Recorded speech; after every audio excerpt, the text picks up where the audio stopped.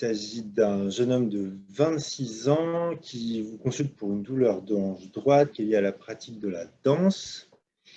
Ce patient pratique la danse à titre professionnel, notamment la danse classique, et il se plaint de limitations lors de certains mouvements, notamment lors de la flexion maximale.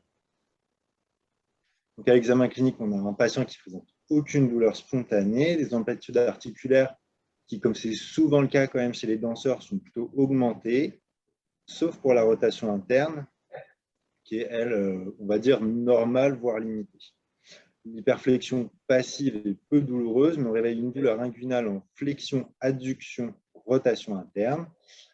Enfin, le testing ostéotendineux est rassurant, contraction isométrique psoas adducteur et abducteur de hanche non douloureuse, tendon proximal du droit fémoral non douloureux et test de dérotation négatif. Donc, on arrive à la question numéro 1. Vous évoquez en premier lieu une cruralgie, une tendinopathie des adducteurs, un conflit fémoro-acétabulaire, une tendinopathie du psoas, une tendinite du moyen fessier ou une coxarthrose débutante sur dysplasie. Voilà, on a des réponses assez diverses. 42% ont voté pour le conflit fémoro-acétabulaire. Et effectivement, c'est la pathologie à évoquer en premier lieu. La cruralgie, il n'y a pas de raison particulière pour qu'on retrouve une limitation de la rotation interne chez ce patient. Par ailleurs, le test de flexion-adduction-rotation interne douloureux est quand même un conflit, est quand même un symptôme assez spécifique des douleurs articulaires de hanche. Tendinopathie des adducteurs, tendinopathie du psoas, tendinopathie du moyen fessier, on les a évoqués. Et l'examen clinique ne reproduisait pas de douleur au testing de ces différents muscles. Et enfin, la coxarthrose débutante sur dysplasie, chez un danseur de 26 ans, on va plutôt évoquer en premier lieu le conflit fémoro-acétabulaire. Donc, on va réaliser en première intention un bilan radiographique simple. Je ne vous ai pas spécialement posé cette question parce que je pense qu'il faut avoir les idées claires. Donc, en premier lieu, dans ce type de douleur qui semble articulaire, c'est radio, bassin de face, deux hanches de profil. On peut discuter la coxométrie, elle est souvent assez difficile à faire, pas toujours disponible. Et un profil de Dunn qui va nous permettre de bien analyser le col et notamment la jonction tête-col qui nous intéresse dans le profil.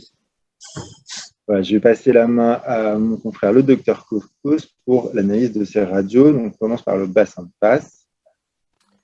Voilà, donc c'est une radiographie du bassin de face debout qui va montrer, lorsqu'on étudie les interlignes coxo-fémoraux, qui va montrer un pincement du bord supérieur et latéral de l'interligne coxo-fémorale des deux côtés.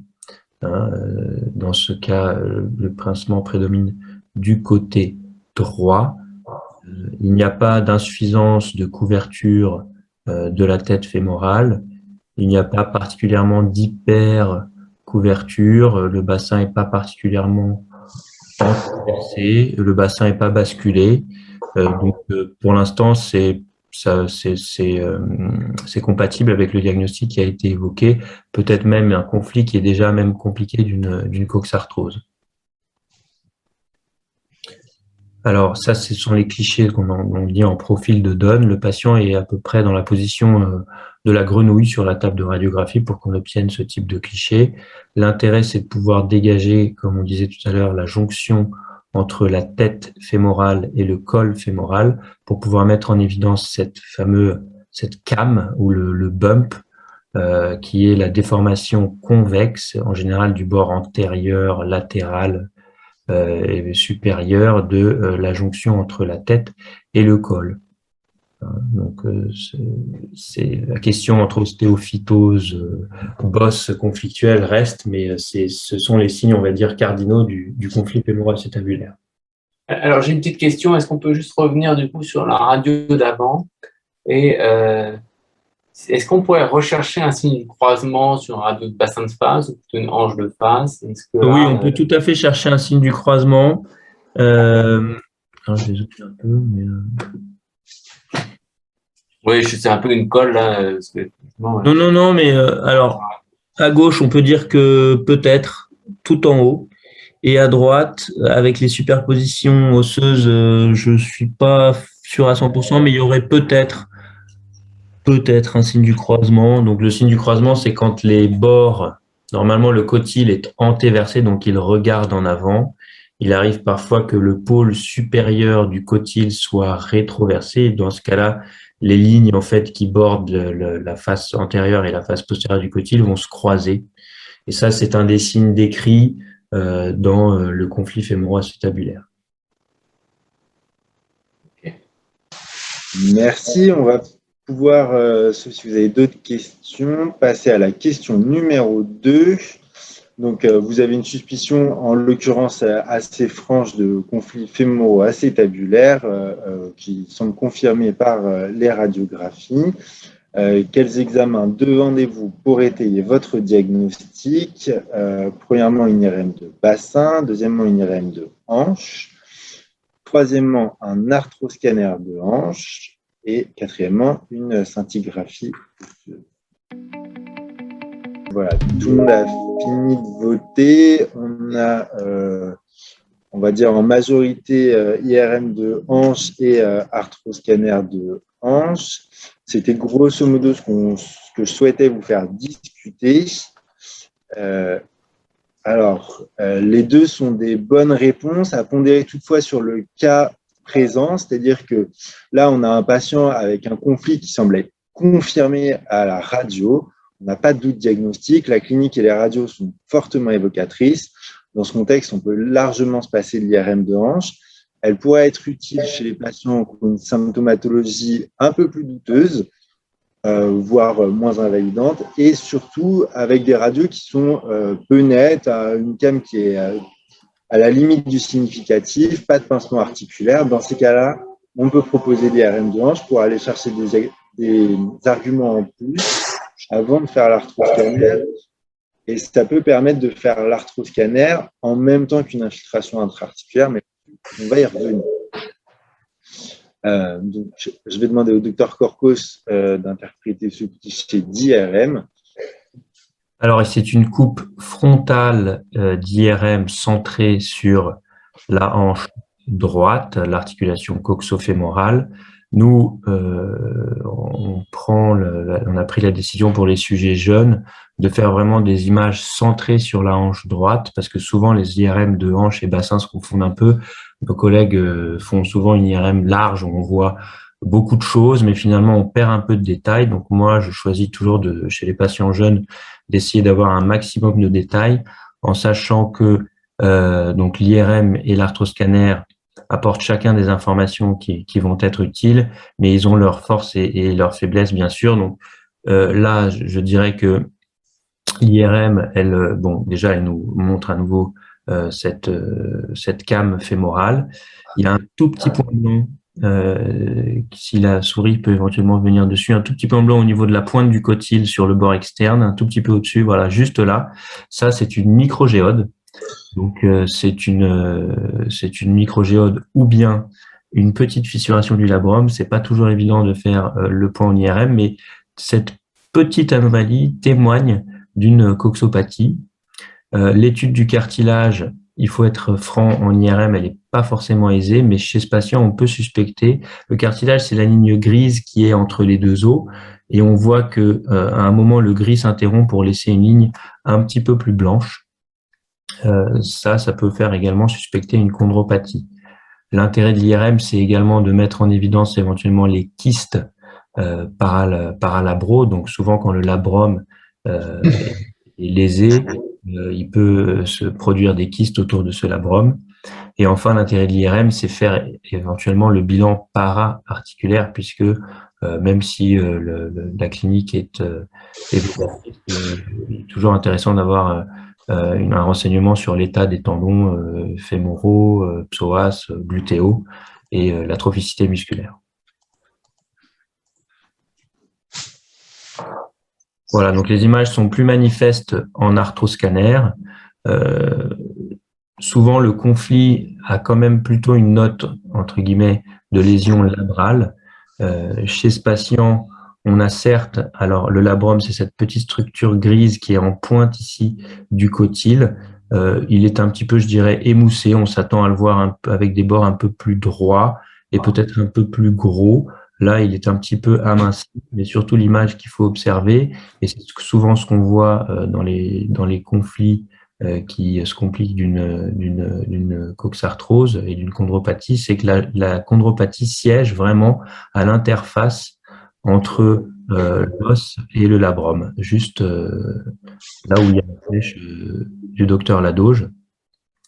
Hein, normalement, la surface cartilagineuse du cotyle qu'on suit depuis le bord interne doit se poursuivre et s'épaissir petit à petit.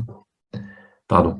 Et on observe à peu près la même image. Donc, en coupe sagittale, on retrouve, je vous avais montré la petite microgéode, le point blanc. C'est le tout petit point gris qui est visible ici, là, un petit peu plus en haut et un tout petit peu plus devant.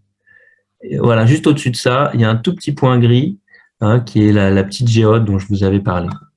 Et enfin, la coupe axiale, tu peux passer, docteur Ladoge. La coupe axiale, c'est celle qui permet de faire les mesures un petit peu savantes, mais qui sont finalement le reflet de ce qu'on voit sur les clichés de Dunn, qui est le bump ou la came fémorale.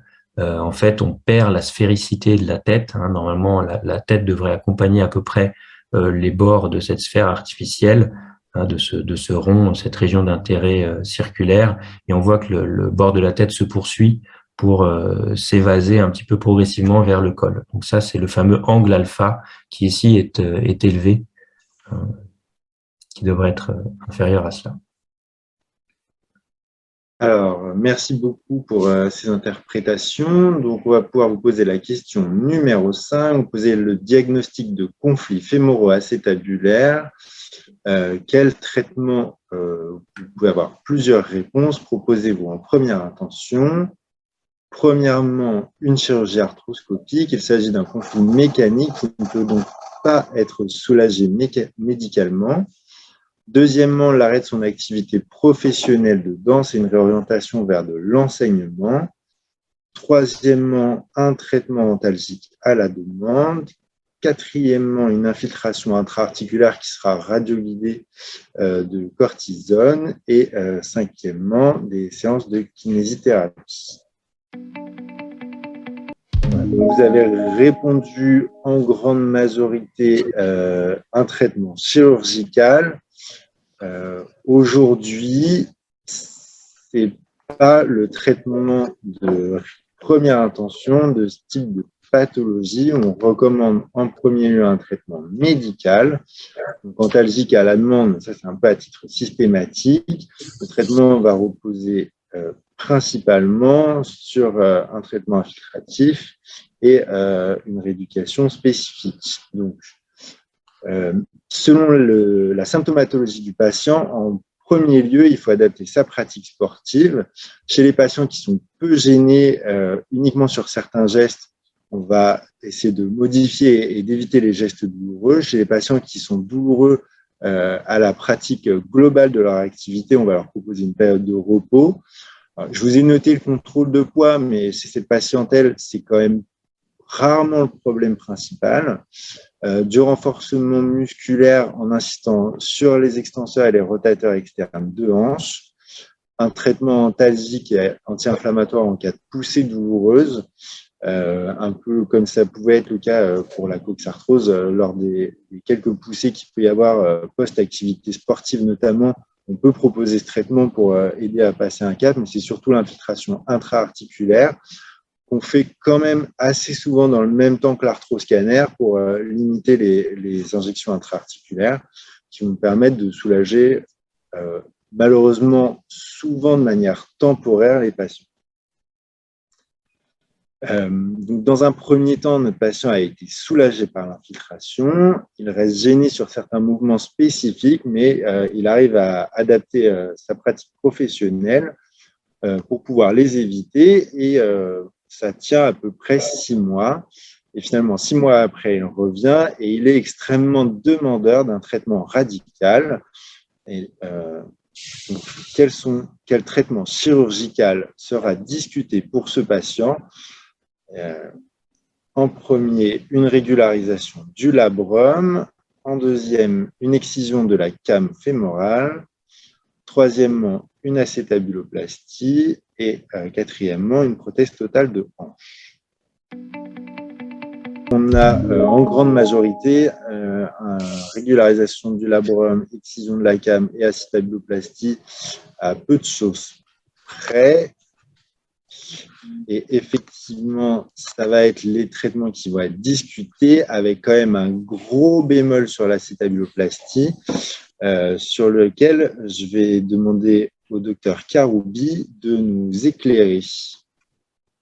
Alors, en fait, la stabuloplastie, on va dire que c'est un grand terme assez vaste dans lequel on peut mettre plusieurs choses. La stabuloplastie, en vocabulaire plus courant, ça va être ce qu'on appelle effectivement cette chirurgie lourde d'ostéotomie périacétabulaire pour essayer de corriger les défauts anatomiques du côtier. Quand il y a une dysplasie, quand il y a un défaut d'antéversion, notamment on avait une rétraction haute du bassin, ça a été proposé de faire des gestes de correction. Ce sont des gestes très lourds, avec une récupération fonctionnelle qui est souvent très mauvaise, voire catastrophique. Et chez ces patients sportifs jeunes, même moins jeunes, il n'y a pas la place pour la stabuloplastie parce qu'ils ne récupéreront jamais la fonction de leur hanche qui leur permettrait de faire la pratique sportive souhaitée. Donc, autant leur faire arrêter leur activité professionnelle sportive plutôt que de leur faire une acétabuloplastie pour les faire arrêter. Voilà mon avis. Ensuite, il y a l'autre acétabuloplastie qui est un geste un petit peu plus léger, même franchement plus léger, qui se fait sous arthroscopie avec des régularisations de certains becs ostéophytiques qui peuvent être parfois présents au niveau du sourcil cotylodien dans une arthrose débutante, mais avec des reconstructions importantes et notamment une came. Et au moment de la résection de la came fémorale, on peut faire un geste d'acétabuloplastie associé à arthroscopie. Ouais. Mais ce n'est pas la acétabuloplastie dont on parle en chirurgie lourde. Ouais, je suis d'accord avec toi, l'acétabuloplastie, c'est beaucoup trop invasif. Et puis, je veux dire, au stade où on est à l'acétabuloplastie, autant discuter de la prothèse de hanche. Voilà, donc, ce traitement arthroscopique, il a tout son intérêt chez les patients jeunes, chez qui il faut retarder le plus possible la prothèse de hanche et chez qui la prothèse de hanche n'est pas forcément adaptée. Mais voilà, c'est vraiment le traitement arthroscopique premier et plus la résection de la came fémorale et la régulation de labrum plutôt que être d'emblée irréversible sur l'acétabulum, quoi. Et je rajouterais le défaut de couverture aussi dans les limites. Voilà, attention, un défaut de couverture et aller vouloir à tout prix régulariser ce labrum, et du coup, ça pourrait donner d'autres instabilités qui pourraient causer plus de problèmes du coup aux patients.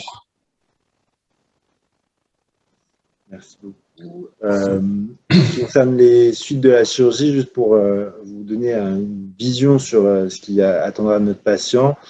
Donc, pendant les 6 premières semaines, une décharge avec un béquillage, une mobilisation passive en amplitude limitée. À partir de 6 semaines, on reprend la mobilisation active, le renforcement progressif.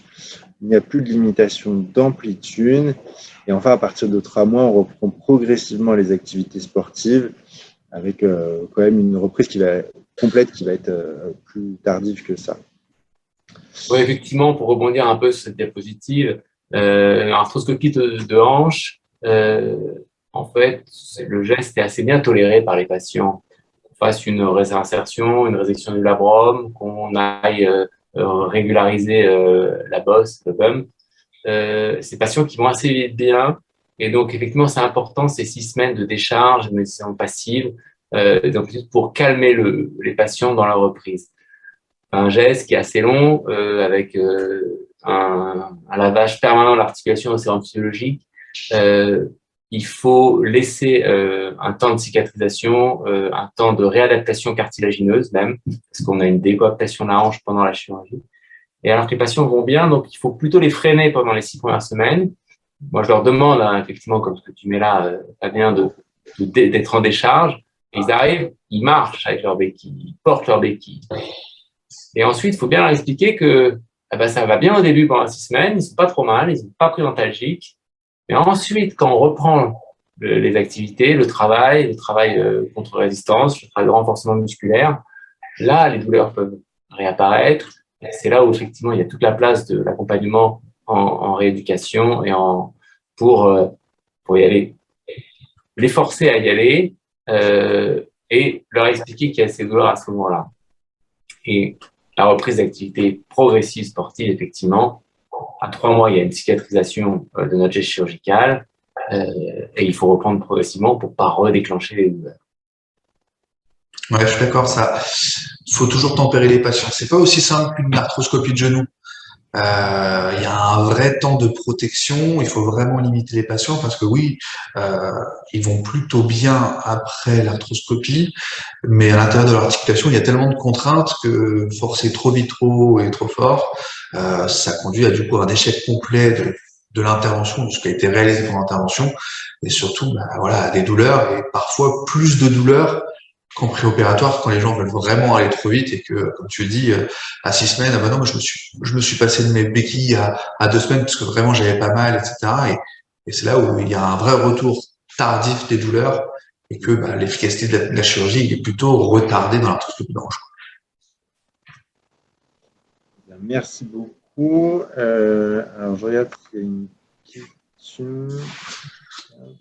A priori, c'est bon, on n'a pas de questions. Du coup, je vais remercier mes collègues, le docteur Corcos, le docteur Karoubi et le docteur Mangin, qui seraient avec moi à la clinique de Molitor. Et je vous remercie tous de votre présence et de votre écoute ce soir. Et je vous dis à très bientôt.